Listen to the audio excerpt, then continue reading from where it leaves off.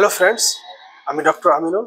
আজকে আপনাদের সামনে ডায়াবেটিস রোগ নিয়ে কিছু কথা বলবো। আসুন, ডায়াবেটিস রোগটা কেন হয়? এই ভিন্ন ভিন্ন কারণে হতে পারে, যেমন শারীরিক সমস্যা এবং মানসিক সমস্যা।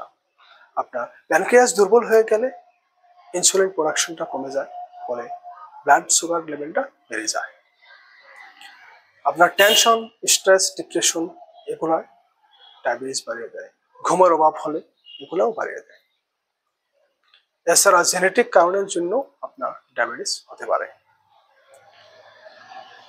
এখন আসুন লক্ষণ জানি।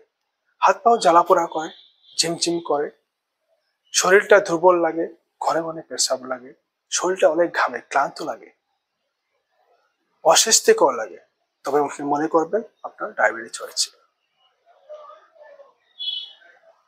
এখন আসুন চিকিৎসা পদ্ধতি।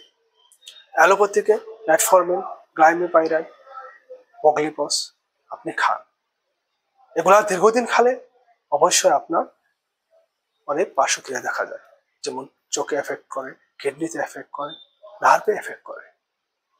তাই ওষুধের পাশাপাশি কিছু দেশি উপায় আপনি ট্রাই করুন।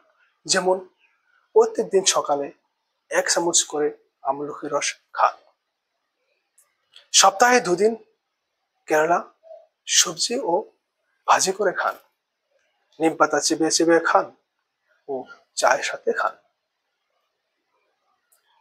আসুন কিছু আয়ুর্বেদিক ড্রাগসের কথা বলি, যেগুলা আপনার ইমিউনিটি বৃদ্ধি করবে, সুস্বাস্থ্য দিবে, তার পাশাপাশি সুগারও কন্ট্রোল করবে। নাম্বার 1, আসনাতি ফাটি 1টা করে 2 টাইম খাবার পর খাবেন। বসন্ত কুসুমাকার রসা গোল্ড প্রিপারেশন 1টা করে 2 টাইম খাবার পর খাবেন। মধুরাসিনী গুটিকা আপনি খাবার আগে খাবেন 1টা করে। অবশ্যই আপনার স্বাস্থ্য বুঝ নিয়ে আপনি একজন অভিজ্ঞ ডাক্তারের সাথে পরামর্শ নেবেন।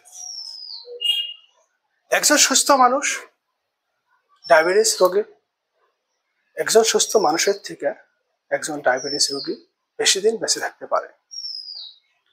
ওষুধের পাশাপাশি কিছু নীতি নিয়ম ডায়েট ফলো করলে অবশ্যই বেশি দিন বেঁচে থাকতে পারে। যেমন আপনি ভাত কম খাবেন, শাক সবজি, মাছ, ডাল এগুলা বেশ পরিমাণে খাবেন। প্রোটিন ফাইবার যুক্ত খাদ্য বেশি খাবেন, ভিটামিন সি খাবেন। আপনি মিষ্টি বাদ দিন, জল বেশি করে খান। আপনার খাবার ছোট ছোট করে বারবার টুকরা করে 3-4 বার খান। আপনি রেগুলার হাঁটুন, আপনার টেনশনটা কমান, রেগুলার ঘুমান। সুস্থ থাকুন, ভালো থাকুন। Please like, share and subscribe করুন। Thank you.